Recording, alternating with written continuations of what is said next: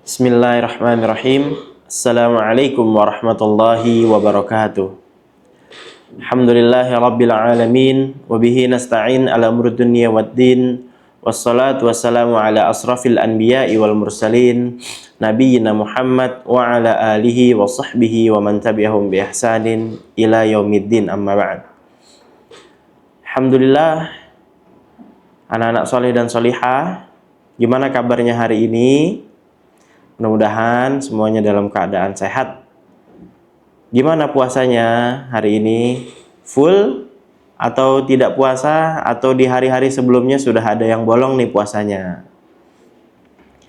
Nah, untuk yang masih bolong-bolong puasanya, ya Ustadz harapkan mudah-mudahan ya besok bisa berpuasa full ya. Terutama untuk adik-adik di kelas 1 dan kelas 2. Mudah-mudahan udah banyak nih yang puasanya full ya. Kalau kakak-kakak kelasnya dari kelas 3, 4, 5, dan 6 itu pasti sudah rata-rata banyak puasanya full. Alhamdulillah. Ya, anak-anak soleh dan solihah, untuk hari ini Ustadz akan membahas tentang hikmah dan manfaat puasa. Nah, kalau untuk puasa itu sendiri anak-anak soleh dan solehah sudah tahu ya apa itu puasa, ya kapan itu dilaksanakan. Nah, di sini ya saya akan menjelaskan hikmah dan manfaat puasa ya.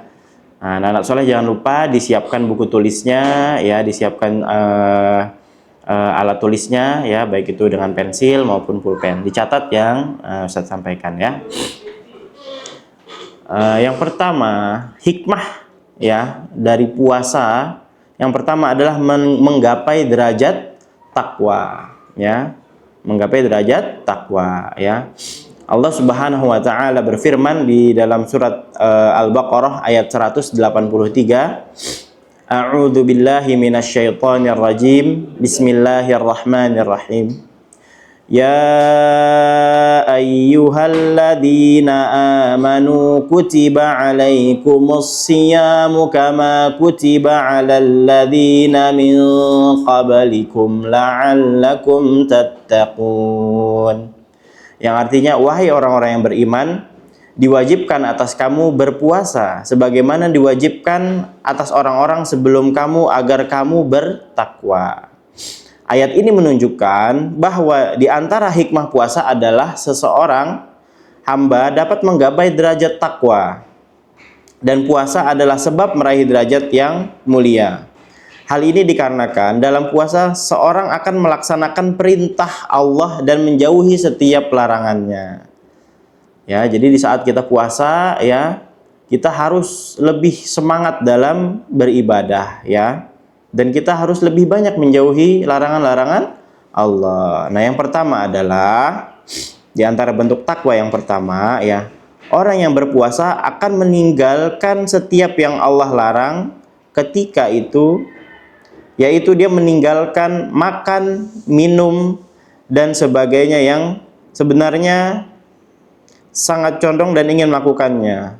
Ini semua dilakukan dalam rangka taqarrub atau mendekatkan diri kepada Allah dan meraih pahalanya dari Allah ya. Jadi kita kalau ketika kita berpuasa, maka kita niatkan ya untuk supaya kita bisa mendekatkan diri kepada Allah. Jangan kita berpuasa niatkan dengan niat yang lain. Contoh ya, supaya dibilang hebat, supaya dibilang orang soleh, ya itu jangan niatnya seperti itu ya. Itu jadinya tidak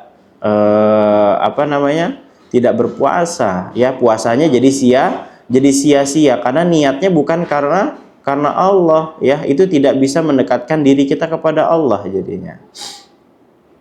Yang kedua ya, orang yang berpuasa sebenarnya mampu untuk melakukan kesenangan-kesenangan duniawi yang ada ya, namun dia mengetahui bahwa Allah selalu mengawasi dirinya. Nah, yang kedua ini contohnya ya, bisa kita setiap hari kan kita suka bermain ya.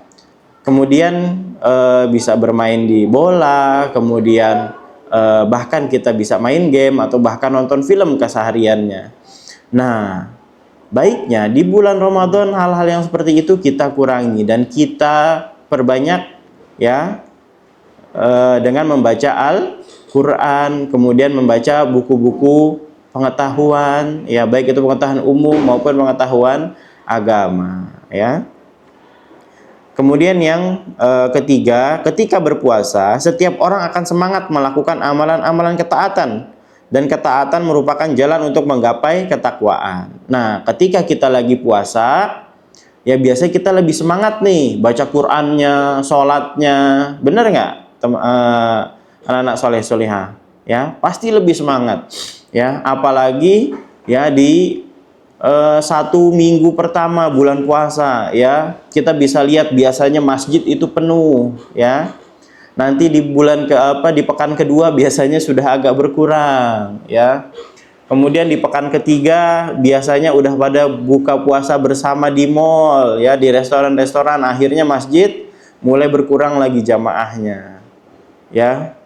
Nah, mudah-mudahan ya kita tidak termasuk orang-orang yang seperti itu. Mudah-mudahan ya kita terus ya untuk selalu semangat melakukan ibadah di masjid, ya, sholat berjamaah di masjid, terus semangat juga baca Qur'annya, ya, kalau bisa ya sampai selesai kita baca 30 juz, ya.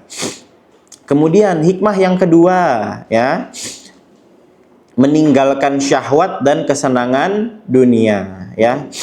Di dalam berpuasa, setiap muslim diperintahkan untuk meninggalkan berbagai syahwat, makanan dan minuman. Itu semua dilakukan karena Allah dalam hadis qudsi, Allah Ta'ala berfirman, "Yada'u syahwatahu wa ta'amahu min ajli." Dia meninggalkan syahwat dan makanan karenaku. Di antara hikmah meninggalkan syahwat dan kesenangan dunia ketika berpuasa, di antaranya yang pertama, dapat mengendalikan jiwa, ya. Rasa kenyang karena banyak makan dan minum, kepuasan mengendalikan jiwa, rasa kenyang karena banyak makan dan minum, ya. Biasanya kalau kita sudah kenyang, ya, karena makan dan minum, biasanya kita jadi males, ya. Misalkan udah waktunya sholat gitu, karena kenyang, ya, jadinya aduh nanti aja deh sholatnya di rumah aja, nggak usah jamaah gitu, ya. Biasanya kalau udah kenyang tuh gitu. Atau biasanya kalau sudah kenyang apa, tidur, ya, biasanya kan seperti itu.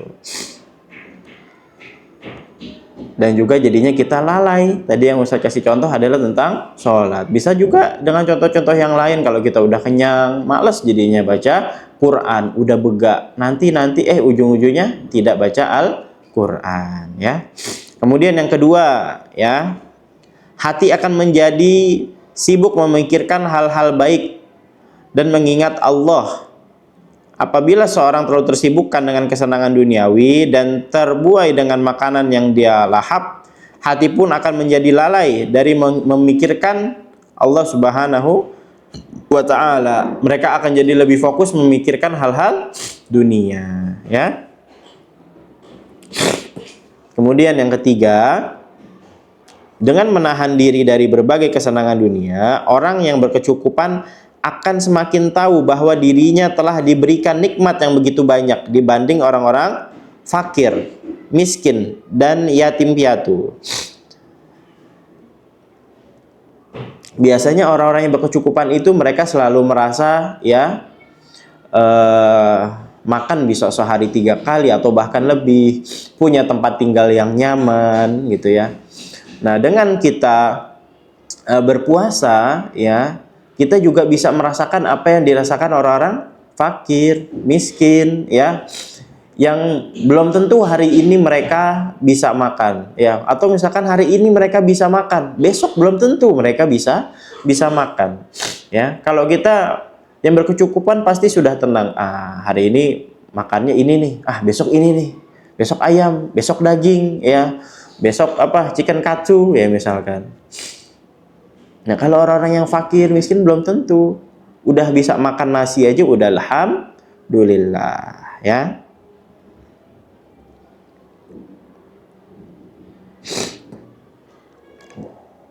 Kemudian yang ketiga, ya, hikmah yang terakhir adalah menjadi pribadi yang lebih baik ya. Di bulan Ramadan tentu saja setiap muslim harus menjadi pribadi yang lebih baik ya. Harus menjauhi berbagai macam maksiat, menjauhi berbagai macam hal-hal yang menyibukkan dirinya dari mengingat Allah Subhanahu wa taala ya.